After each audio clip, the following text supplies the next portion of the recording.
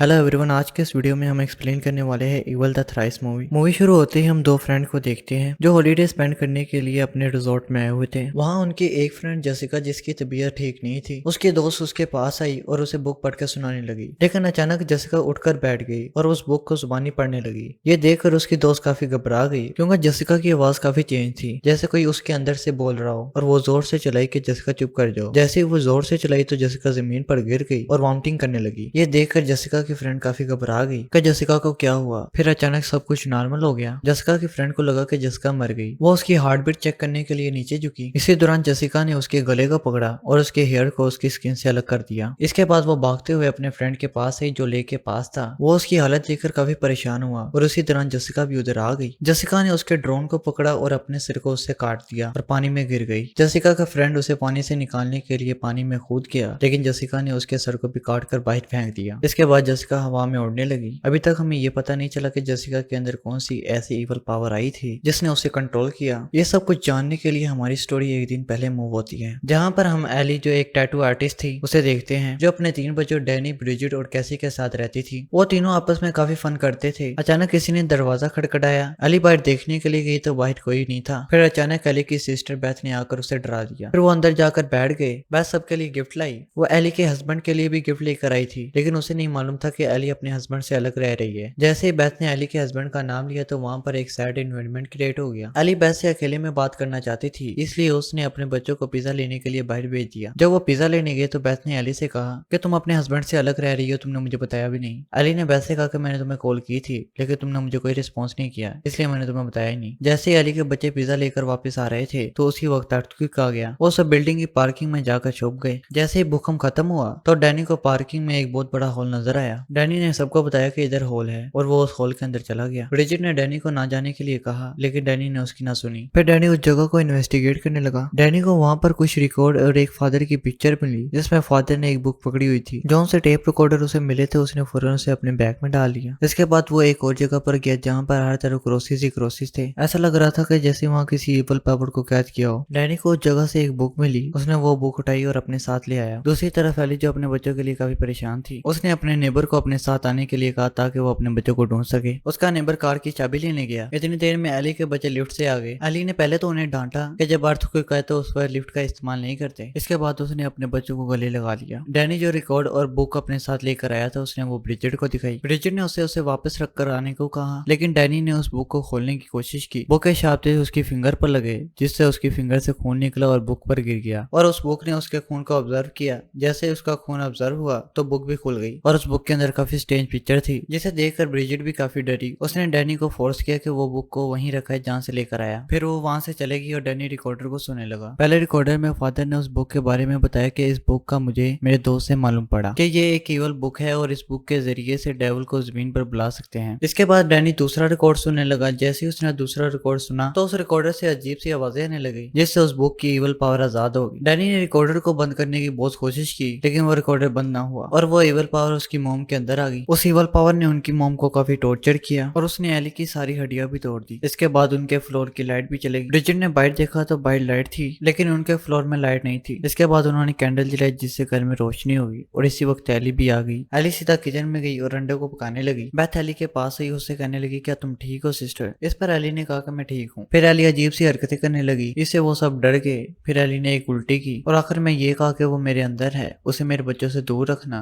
इसके बाद वो जमीन पर गिर गई। बैथ और डैनी उसे हॉस्पिटल में लेकर जाने लगे, लेकिन लिफ्ट खराब थी और सीढ़ियां भी टूटी हुई थी, जिसकी वजह से वो ना जा पाए। उन्होंने दूसरे डोर से जाने की कोशिश की, लेकिन वो भी लॉक था। बैथ ने एली की तरफ देखा तो उसे ऐसा महसूस हुआ कि एली मर गई है। फिर वो एली को उसके बेडरूम में ले आए। एली के नेबर ने उसकी आंखें बंद करने की कोशिश की, लेकिन वो बार बार खुल जाती। इसके बाद उन सबने मिलकर प्रे की, क्योंकि उन्हें लग रहा था कि एली मर गई है। फिर एली के नेबर बाहर के एग्जिट डोर के लॉक को तोड़ने के लिए चले गए। बैथ जो एली के पास बैठी हुई थी, अचानक उसको एली का फोन आया। एली ने उसे कहा कि मेरा जिस्म जल रहा है, मुझे बचा लो। जब बैथ ने एली के जिस्म को छुआ तो उसे मालूम हुआ कि एली का जिस्म काफी गर्म है। फिर उन्होंने एली को बाथटब में डाला तो एली अजीब सी हरकतें करने लगी। थोड़ी देर के बाद उसने जंप लगाया और दीवार पर चढ़ गई। फिर इसके बाद वो जोर से चलाने लगी। उसके चलाने की आवाज इस कदर ज्यादा थी कि बाथटब में मौजूद पानी भी बॉयल होने लगा और उससे डैनी और बैथ भी बेहोश होने वाले थे। इसके बाद फौरन एली बाथटब में गिर गई। फिर वो बाथटब से निकली और उन पर अटैक कर दिया। एली बाथरूम से बाहर एक शीशे का टुकड़ा लेकर आई और उससे उसने बैथ के हाथ पर अटैक किया, जिससे वो काफी जख्मी हो गया। इसी वक्त एली की बेटी ब्रिजिट भी काफी काफी तेजी से चलाई कि मामा स्टॉप, जिससे एली रुक गई। इसके बाद एली ने उस पर अटैक कर दिया। एली ने टैटू मशीन ली और उसे अपने ब्रेन में मारा। इसके बाद एली ने उस मशीन से ब्रिजिट के चेहरे पर कुछ निशान लगाए। वो अपनी जुबान ब्रिजिट को लगाने ही वाली थी, इतनी देर में डैनी ने कुर्सी से आकर उसे मारा, जिससे एली दूर जाकर गिरी। इसके बाद एली उन पर दोबारा अटैक करने के लिए उठी, लेकिन इसी वक्त उनका नेबर आ गया और उसने एली को पुकारा तो एली ने उस पर अटैक कर दिया। एली ने उस नेबर की आंख को अपने मुंह से निकाला और दूसरे नेबर के मुंह में फेंक दिया, जिससे वो दोनों मर गए। बेथ ने मौके का फायदा उठाते हुए दरवाजा बंद कर लिया। इसके बाद वो डोर होल से बाहर देखने लगी। ये एली के जितने भी नेबर थे, एली ने उन सबको मार दिया। इसके बाद ब्रिजिट और डैनी आपस में लड़ने लगी, क्योंकि ब्रिजिट को मालूम था ये सब उस बुक की वजह से हो रहा है। बेथ ने आकर उनकी लड़ाई को छुड़वाया और इसके बाद डैनी ने बेथ को वो बुक और रिकॉर्ड दिखाए जो उसे नीचे से मिले थे। बाहर कैसी और ब्रिजिट बैठी हुई थी। ब्रिजिट का जख्म काफी दर्द कर रहा था, इसलिए वो किचन में गई। दूसरी तरफ कैसी अपनी मॉम को देखने के लिए दरवाजे के पास आई। दूसरी तरफ ब्रिजिट को अजीब सी आवाजें सुनाई देने लगी और उसके फेस से भी अजीब सा लिक्विड निकलने लगा और उस सिविल बुक के पेज भी काफी तेजी से टर्न हुए। इसके बाद ब्रिजिट ने वार्म्स की उल्टी की। दूसरी तरफ कैसी ने अपनी मॉम की बातों में आकर डोर खोल दिया। जैसे ही डोर खुला तो एली ने कैसी के गले को पकड़ लिया, जिसे कैसी चलाई। उसकी आवाज सुनकर बेथ और डैनी उधर आए और उसको बचा लिया। इसके बाद बेथ ब्रिजिट को देखने के लिए किचन में गई तो वो किचन में उसकी हालत को देखकर काफी परेशान हुई, क्योंकि ब्रिजिट के अंदर भी एक इवल पावर आ गई और वो एक गिलास के टुकड़े को खा रही थी। इसके बाद उसने बेथ पर अटैक कर दिया और बेथ उससे बचने लगी। उसने ग्रेटर से बेथ की स्किन को छील दिया। फिर बेथ ने उसे टी बॉल मारा, जिससे वो पीछे जाकर गिरी और इसी वक्त डैनी भी उधर आ गया। डैनी को देखकर वो डैनी की तरफ भागी। डैनी भागते हुए कैसी के पास गया। ब्रिजिट ने जैसे ही कैसी को देखा तो उस पर अटैक कर दिया। कैसी ने अपनी डोल की स्टिक को उसके आगे कर दिया, जो उसके मुंह के आर पार हो गई, जिससे वो मर गई। फिर डैनी ने ब्रिजिट को बांध कर एक कमरे में रख दिया ताकि वो दोबारा जिंदा ना हो पाए। फिर बेथ तीसरे रिकॉर्ड को सुनने के लिए एक कमरे में गई और उसने तीसरे रिकॉर्ड को सुनने के लिए हेडफोन का इस्तेमाल किया। बेथ उस रिकॉर्ड को सुनने लगी जिसमें फादर ने कहा कि इस सिविल पावर को रोकने का कोई भी तरीका नहीं, क्योंकि फादर और उसके साथियों ने भी इस सिविल पावर को रोकने की कोशिश की, लेकिन फादर के सारे साथियों को सिविल पावर ने अपने काबू में कर लिया। फादर ने मजीद कहा कि जिसके अंदर ये इवल पावर है, जब तक उस इंसान को कंप्लीट डिस्ट्रॉय नहीं किया जाएगा उस वक्त तक ये इवल पावर नहीं जाएगी। इसी वक्त डैनी और कैसी को ऐसी डक में किसी के चलने की आवाज आई। डैनी बेथ का दरवाजा खोलने लगा तो पीछे से ब्रिजिट कैसी पर अटैक करने लगी। डैनी ने कैसी को साइड पर किया और ब्रिजिट को चाकू मार दिया। इसके बाद ब्रिजिट ने डैनी पर दोबारा अटैक किया और अपने पेट से चाकू को निकाला और उसे डैनी पर मार दिया। डैनी ने स्प्रे के जरिए से ब्रिजिट को आग लगा दी, जिससे वो जलकर मर गई। दूसरी तरफ एसी डक के जरिए से एली भी बेथ के पास आ गई। बेथ ने एली को स्क्रू से मारने की कोशिश की। इस पर एली ने कहा कि तुम मुझे नहीं मार पाओगी। फिर एली ने बेथ पर अटैक किया। बाई डैनी जो काफी बुरी हालत में था, बेथ फौरन उसके पास आई। जैसे ही बेथ उसके पास आई तो डैनी भी मर गया और इसी दौरान एली ने फिर से बेथ पर अटैक कर दिया। इस अटैक में एली को बेथ के प्रेग्नेंट होने का पता चला, क्योंकि उस ईवल पावर को बेथ के बच्चे की सोल की महक आ गई। फिर वो बेथ के साथ साथ उसके बच्चे को भी मारने लगी। कैसी जो टेबल के नीचे छुपी हुई थी, उसने सीजर अपनी आड़ की तरफ फेंकी। बेथ ने वो सीजर एली के मुंह पर मार दी। फिर वो उस फ्लोर से निकलने के लिए घर के बाहर गए, जहाँ पर हर तरफ एली के नेबर की डेड बॉडीज थी। बेथ ने हैमर से एग्जिट डोर के लॉक को तोड़ने की कोशिश की, लेकिन वो ना तोड़ पाई।